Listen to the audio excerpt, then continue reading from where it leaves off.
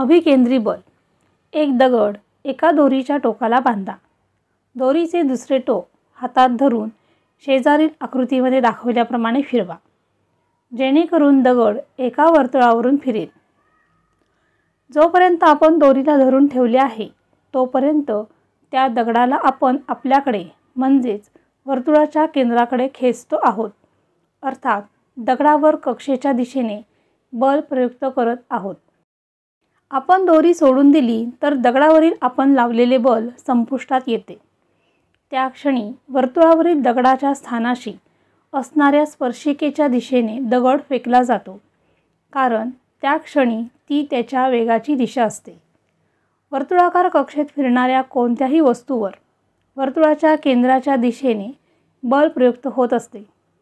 या बलास अभिकेंद्री बल म्हणतात. म्हणजेच या बलामुळे वस्तू केंद्राकडे जाण्यास प्रवृत्त होते. पृथ्वीचा नैसर्गिक उपग्रह असलेला चंद्र एका विशिष्ट कक्षेत पृथ्वीभोवती परिभ्रमण करतो, हे तुम्हाला माहीतच आहे. म्हणजेच त्याची दिशा अर्थात वेग सारखा बदलत असतो.